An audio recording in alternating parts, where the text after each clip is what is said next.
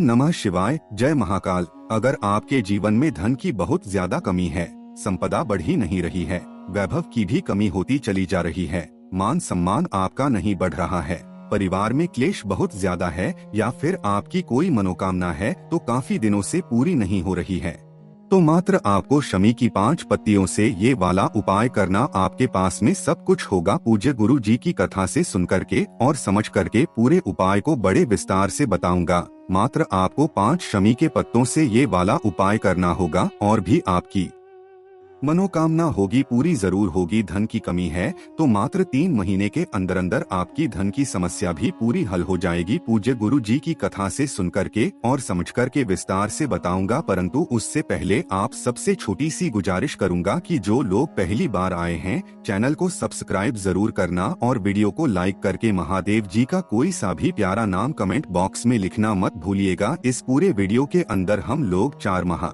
उपायों के बारे में बात करेंगे। जितनी भी माताएं बहनें मेरे इस वीडियो को सुन रही हैं, देख रही ध्यान से सुनना। अपने बच्चों के लिए इस वाले उपाय को जरूर करना। बच्चों के लिए भी है, बीमारी के लिए, क्लेश के लिए, साथ ही साथ आपकी मनोकामना पूर्ति और धन प्राप्ति का बहुत ही उपाय। ध्यान से सुनना, समझने की कोशिश करना। सबसे पहले बात करते हैं पहला वाला उपाय। जितनी भी माताएं बहनें मेरी परेशान है अपने बच्चों की वजह से कि उनका जो बच्चा है वो गुस्सा बहुत करता है ना। पहला तो बच्चे के लिए है, अगर वो गुस्सा बहुत करता है, साथ ही साथ उसका पढ़ाई लिखाई में ध्यान देखो, दोनों के लिए अलग अलग उपाय बताऊंगा मैं, है ना।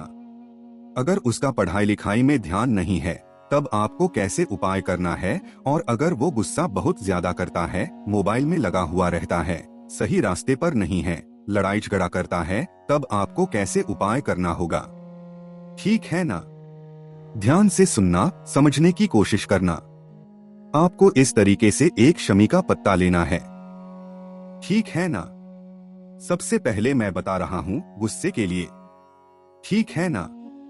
अगर गुस्सा बहुत ज्यादा करता है तब आपको क्या करना होगा, या फिर अगर आप वो सही रास्ते पर नहीं हैं तब क्या करना होगा, ठीक है ना। आपको एक छमी का पत्ता लेना है और उसके बाद में आपको एक लोटा शुद्ध जल अपने घर का भर लेना है। तांबे का लोटा होना चाहिए, ये चीज ध्यान रखना, ठीक है ना। और एक छमी का पत्ता भी आप इसी के अंदर डाल देना। डाल दोगे अब इस वाले लोटे को या तो आप अपने बच्चे के हाथ से चढ़वा दो, है ना। और अगर आप बच्चे के हाथ से नहीं चढ़वा सकते हो शिवलिंग के ऊपर, तो आप अपने बच्चे से कैसे भी करके उसके हाथ से इसे टच करवा दीजिए। और टच करवा देने के बाद जब देव जी के मंदिर जाएं, सुबह जाना चाहो सुबह चले जाओ, शाम को जाना चाहो शाम को चले जाओ, ठीक है।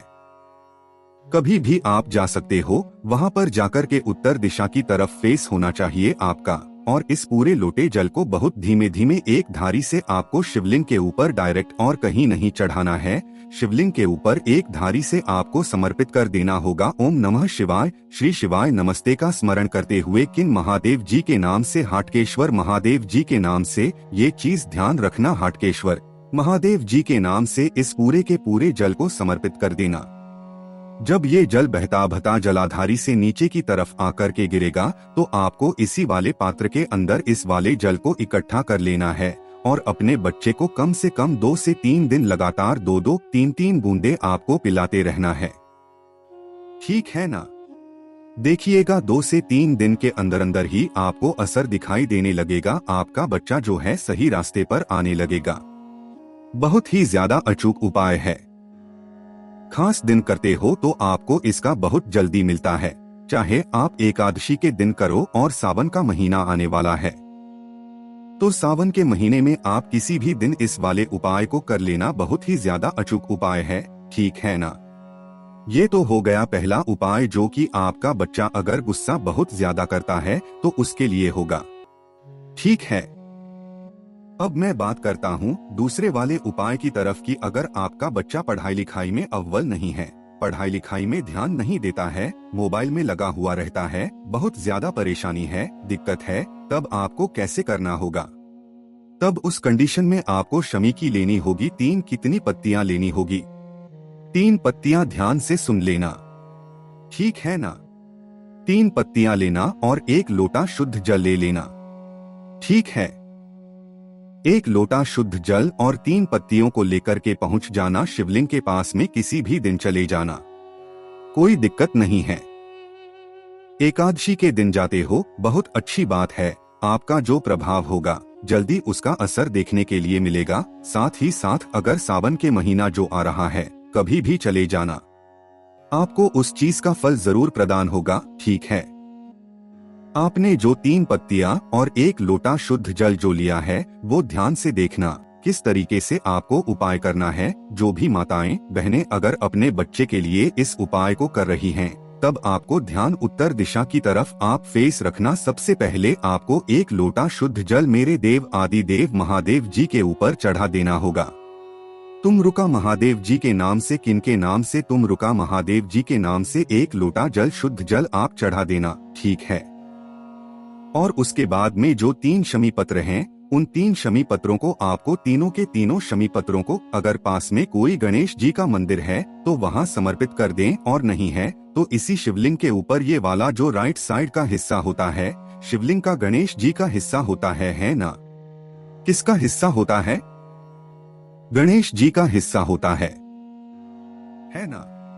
गणेश भगवान जी का आपको वो तीनों शमी पत्र देखिए, 1 या 2 मत चढ़ाना, हर चीज का एक नियम होता है।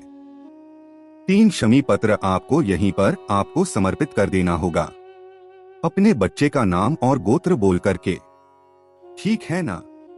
ताकि आप किसके लिए उपाय कर रहे हो उसके लिए, और उसके बाद में अपनी कामना कह देना कि मेरा बच्चा पढ़ाई लिखाई में ध्यान नहीं देता है, बहुत ज्यादा समस्या है, बहुत ज्यादा दिक्कत है। ठीक है, तो कैसे भी करके आप ऐसा कीजिए कि उसका पढ़ाई लिखाई में या मन लगने लगे।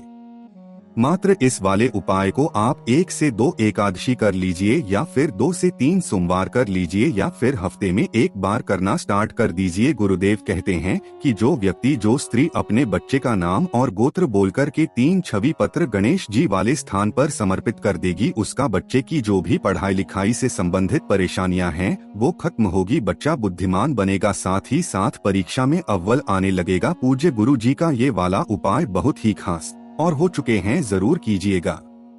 अब बात करते हैं दूसरे वाले उपाय की तरफ। ये दूसरा वाला जो उपाय है ये होगा बीमारी के लिए। ठीक है ना?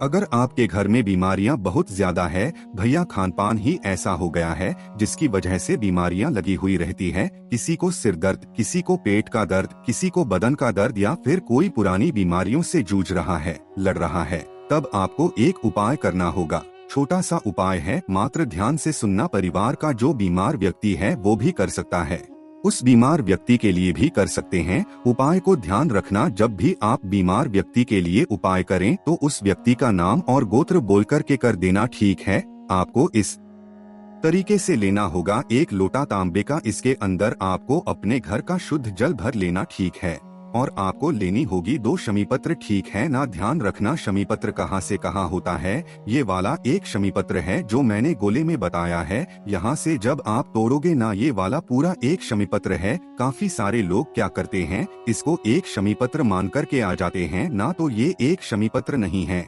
ये आपको दिखने में इतना बड़ा दिख रहा है, ये ज्यादा बड़ा नहीं होता है, ये ज्यादा से ज्यादा खींच करके इतनी बड़ी लाइन का होता है बस। ठीक है, ये कर लेना। 2 शमी पत्र ले लिए, इन दोनों को लेकर के पहुंच जाना महादेव जी के मंदिर शिवलिंग के पास।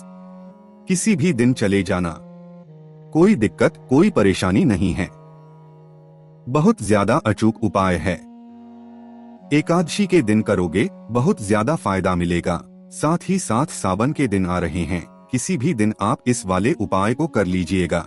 जब भी आपको वीडियो देखने के लिए मिलेकर जरूर लेना, उत्तर दिशा की तरफ मुंह करके खड़े हो जाना है ना। खड़े हो गए, 1 लोटा शुद्ध जल मेरे देव आदि देव महादेव जी के ऊपर आपको यहाँ पर उस व्यक्ति का नाम और गोत्र बोल करके चढ़ा देना होगा, जिस व्यक्ति के लिए या जो व्यक्ति बहुत ज्यादा बीमार रहता है उसका नाम और गोत्र बोल करके। ठीक है ना? चढ़ाना होगा। अगर वो बीमार व्यक्ति खुद ही कर रहा है तो कोई दिक्कत नहीं है, वो डायरेक्टली नमः शिवाय श्री शिवाय नमस्ते स्मरण करते हुए चढ़ा दें। किन महादेव जी के नाम से जब भी आप बीमारी के लिए करें तब ध्यान रखना गुरुदेव ने अब धूतेश्वर महादेव जी का स्मरण करते हुए आपको ये जल चढ़ा देना होगा। ठीक है, जल चढ़ा देने के बाद में आपकी जो बीमारी की जो कामना है उसे कहते हुए आपको एक शमी पत्र चढ़ाना होगा। कहाँ पर? शिवलिंग के ठीक ऊपर। और जो दूसरा शमी पत्र है वो आपको जलाधारी के बिल्कुल इस तरफ चढ़ाना होगा।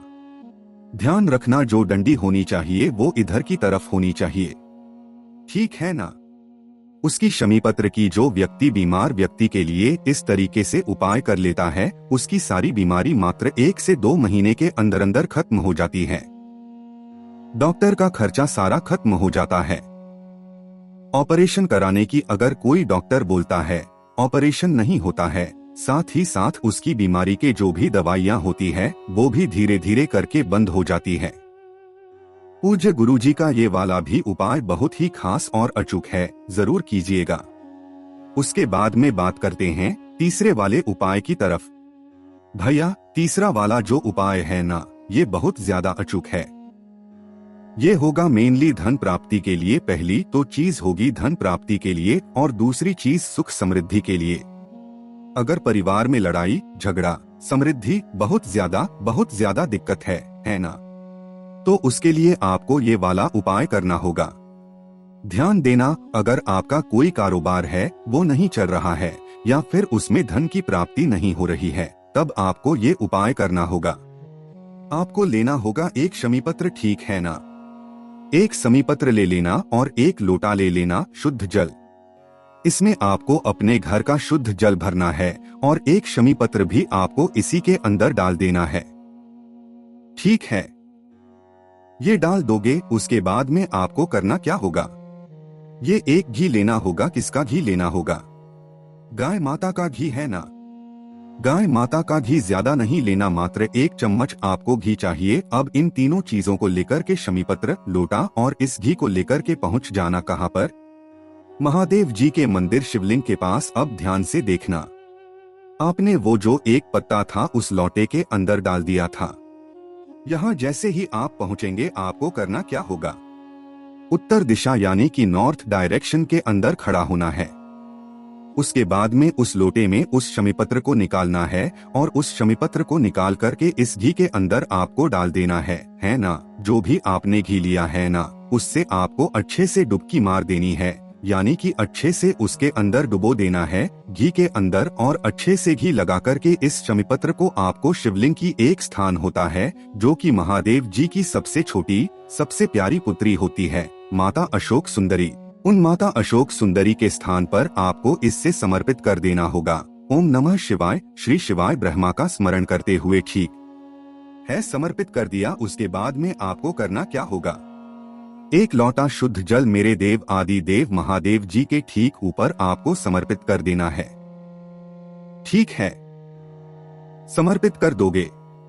ओम नमः शिवाय, श्री शिवाय नमस्ते पंचाक्षरी मंत्र या श्राक्ष मंत्र, किसी भी मंत्र का उच्चारण करते हुए जब आप इस मंत्र का उच्चारण करके जल को समर्पित कर देंगे, उसके बाद में ध्यान रखना जो आपका घी बाकी का बचा है ना, उस घी में से आपके रिंग फिंगर लेना या जिसमें अंगूठी पहनते हैं उससे आपको एक लेनी है और एक बिंदी आपको लगानी होगी। कहाँ पर? माता अशोक सुंदरी के स्थान पर, ठीक है ना। इस तरीके से यहाँ पर आप अच्छे से लगा देना और यहीं से थोड़ा सा घी आपको लेकर के चले जाना होगा। अगर आपका कोई व्यापार अच्छे से नहीं चल रहा है तो अपनी दुकान का जो मेन गेट है ना, वहाँ पर जाकर के उस बिंदी को लगा देना। और अगर आपके घर में लक्ष्मी माता नहीं आ रही है, काफी ज्यादा सुख समृद्धि नहीं है, घर में लक्ष्मी जी का प्रवेश नहीं है या फिर लक्ष्मी जी नाराज है से घर में धन की बहुत ज्यादा कमी है, तो आपके मेन गेट पर उस वाली बिंदी को लगा देना। आपके घर में सुख समृद्धि भी आएगी, धन की कभी भी कमी नहीं रहेगी। इस वाले उपाय को अगर कोई व्यक्ति एकादशी के दिन कर लेता है तो यकीन मानिए बहुत ही अचूक दिन पड़ता है, वरना आप इसे किसी भी दिन कर सकते हो। सावन का बहुत ज्यादा प्यारा महीना चल रहा है, सावन के महीने में अक्सर इस वाले उपाय को किया जाता है, ठीक है। पूज्य गुरु जी ने जैसा बताया वैसा आसान भाषा में आपको बताया। अब बात करते हैं सबसे लास्ट का उपाय, जो कि आपकी मनोकामना हो चाहे कोई सी भी, वो आपकी पूरी होगी ही होगी। साथ ही साथ अचूक धन से और समृद्ध धन से आपको समृद्धि मिलेगी, ठीक है। आपको इसके लिए एकमात्र आपको एक दीपक बनाना होगा। गोल बत्ती का गाय के घी का दीपक तैयार कर लेना है, ठीक है। और उसके बाद में लेना होगा आपको क्या 1 लोटा शुद्ध जल, ठीक है ना। 1 लोटा शुद्ध जल ले लेना, ठीक। और आपको लेनी होगी शमी पत्र। कितनी शमी पत्र चाहिए? 5 शमी आपको चाहिए, ये ध्यान रखना, 5 शमी पत्र।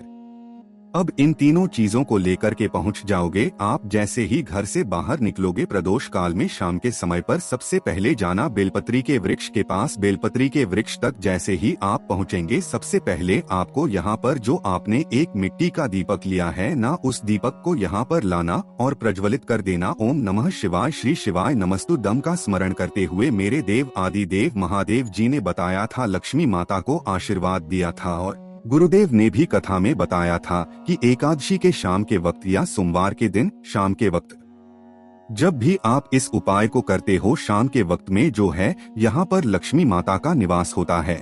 और कहा था कि जो भी व्यक्ति एक घी का दीपक सोमवार को या एकादशी को लगा देगा, उस व्यक्ति को या फिर सावन के किसी भी दिन लगा देगा, उस व्यक्ति के घर में आप प्रवेश कर जाना। लक्ष्मी माता का यहाँ पर वास होता है। प्रदोष काल के समय, ठीक है, ये वाला कर दिया। और उसके बाद में जो आपने 1 लोटा और जो 5 शमी पत्र है उन्हें लेकर के सीधा पहुंच जाना होगा शिवलिंग के पास, ठीक है।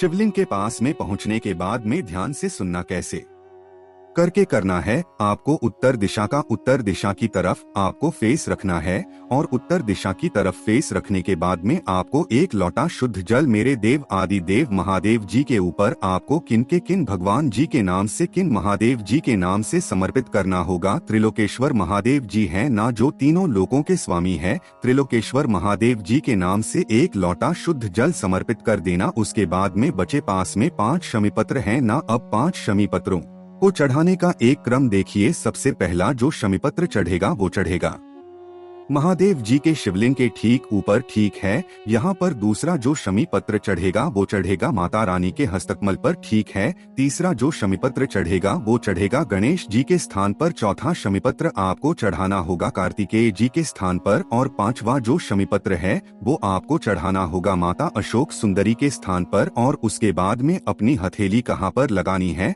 आपको जला पर लगानी है और हथेली लगा करके आपको अपनी मनोकामना बोल देनी है। मेरे देव आदि देव महादेव जी के लिए जो व्यक्ति इस उपाय को कर लेता है उसकी मनोकामना मात्र 1 महीने के अंदर अंदर पूरी जरूर होती है।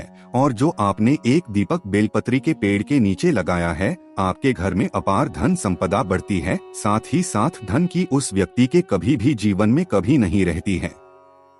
पूज्य गुरु जी ने जैसा बताया अपनी कथा में वैसा बताने का आपको पूरा प्रयास किया। वीडियो पसंद आया हो तो लाइक जरूर करना, साथ ही साथ चैनल को सब्सक्राइब जरूर कीजिएगा।